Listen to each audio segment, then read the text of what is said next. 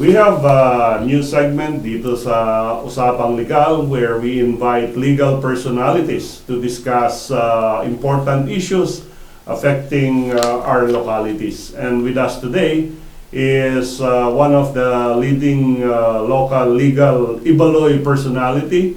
He is a former president of the Integrated Bar of the Philippines and currently an incumbent councilor in the city of Baguio. Attorney Jose Bulintas will discuss the new Baguio City Charter, Republic Act 11689. You made mention of a new city charter, Compañero Edgar. No? Actually, it's not a new one. It's entitled Revised City Charter. That's why on the title alone, you can see there is a deception. Because when it says a revised one, then it refers to an old one which is existing. But as far as we are concerned, the old Charter of Baguio had been repealed at least twice in 1983 and 1991 when we had this so-called local government code. And in those two codes, we see the repealing clause that all charters that are inconsistent are deemed repealed. That's why what is only left in our old charter is the name Baguio City, and that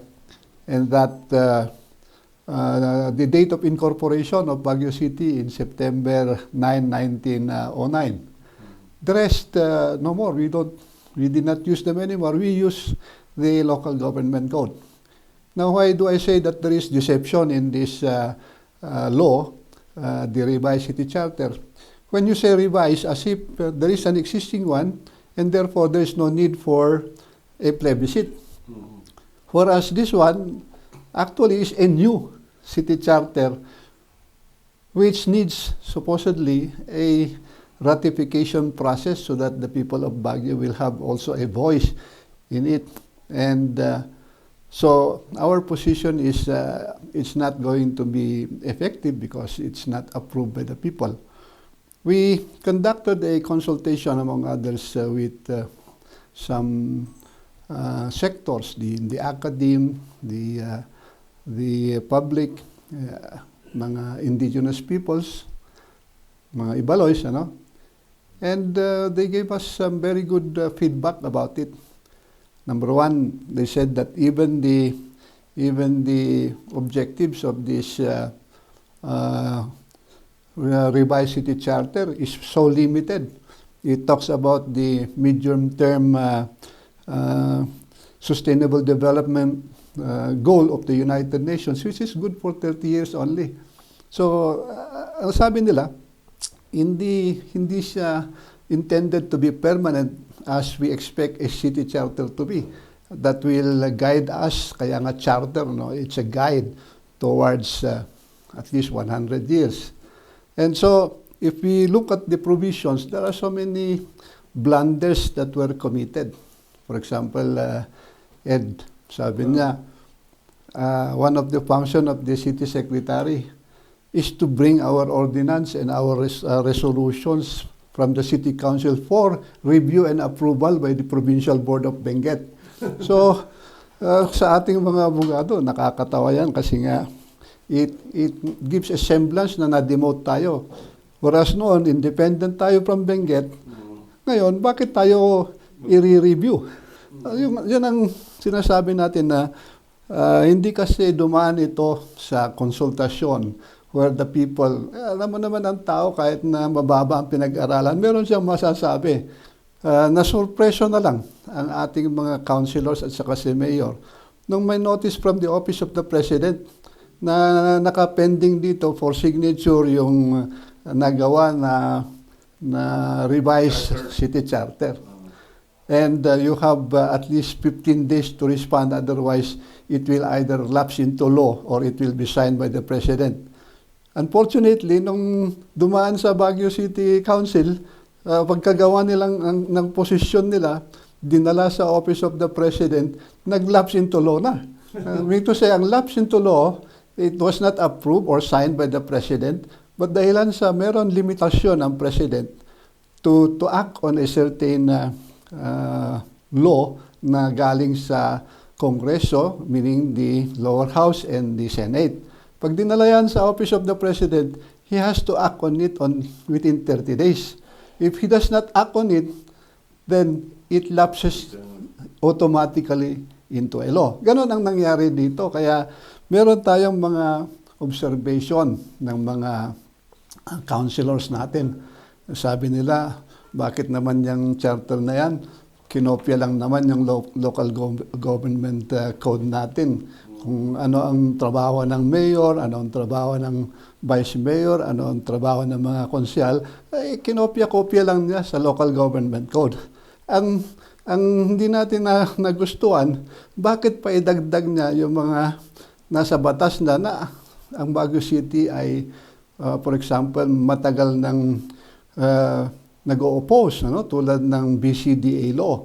Bakit merong Section 50 and the others na naglalaad na parte ng ating charter, ang BCDA law na i-recognize natin ang authority ng Business Conversion Development Authority within the coverage, hindi pa natin napag-agreean ang ano ba ang coverage ng BCDA law, kasi sabi natin tama na yung Special Economic Zone, yung pinapatakbo ngayon sa 288 hectares.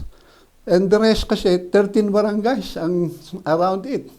So ang gusto ng Baguio City noon pa, as early as 1992, nung lumabas yung BCDA law, ay dapat po ay ma-exclude yung 13 barangays at i-focus na lang nila yung special economic zone nila sa 288 hectares. Ngayon, ang masama nun, meron tayong pending na kaso between BCDA and Baguio City kasi we are invoking the power to collect business taxes within. Ayaw nilang magbayad kasi nga raw independent sila. Parang they are a city within a city. Yan ang kanilang posisyon. Nanalo ang City of Baguio. Ngayon, na-timing naman ito na lumabas. Kaya ngayon, ginagamit ng abogado ng gobyerno na itong revised city charter nga, nire-recognize niya na dapat walang pakialam ang Baguio City sa loob ng Special Economic Zone. Kaya doon kami nadidismaya. Concerned tayo dito sa revised city charter kung bakit niya nilalagay itong mga provisions na tayo is one way, as a city, is one way or another opposing. So ito ang ating mga concern at ni-raise naman natin yan with the congressman when we were in good terms. He used to invite us, we used to give him advices. Ang masama is walang transparency. After interviewing us, giving him our observation na tulad nito, there is doubt regarding our being an independent city like we are now a component city. Yun lang ang kanyang nilalagay sa amendment ng itong revised city charter. Ang pangalawang nilalagay niya ay itong mga areas dito, pag na-exclude ay magiging town site. Ang mahirap ating pinaglalaban nga is kung maging town site, itong mga 13 barangays, yung mga alienable doon, dapat ang proceeds dyan ay mapunta sa siyudad ng Baguio because that is the usual. When alam ni Attorney Ed yan na nung siya ang committee ng Committee on Lands sa City Council, all lands that are alienable or ibig sabihin pwedeng matituluan ay pag binili or nabenta through the so-called town site sales application, ang proceeds na ay pumupunta sa siyudad ng Baguio at sa DNR para ito ay maayos sa mga development niya tulad ng kalsada at saka yung mga punong kahoy. Sa latest na amendment niya sa BCDA law, lahat daw ay mabebenta pag ito ay na-declare na alienable. At yung pinagbentahan ay pupunta sa BCDA. Kasi nga may mandato yata ang BCDA na ibenta nyo na lahat ng pwedeng ibenta sa mga dating bases para magkaroon tayo ng 400 billion na gagamitin daw nila sa AFP modernization. Kaya ang nakakatakot nga is if we give them full authority, ano na ang mangyayari sa mga 13 barangays natin at saka yung ating mga Ancestral claims. ancestral Meron claims. din, sakop din yan. At saka mga forest areas. Forest areas. Yung ang purpose nila, pati yung power to classify, reclassify na dating power naman ng DNR, ibinibigay ngayon sa BCDA. So, ang mangyayari, BCDA will eventually sell everything, including the forest land. Ubusin lang nila yung kahoy, sasabihin, no longer a forest land. Madaming mga cottages dyan, mga log cabin. So, ang tingin natin, mapapabayaan ng Baguio City, lalo na itong Camp John Hay, na the only remaining lungs of the city of Baguio. Siya ang nagsusupply ng ating oxygen. So with that, we'd like to thank Attorney Jose Molintas, a member of the Baguio City Council, an experienced lawyer, and one of the upcoming leaders in the city of Baguio.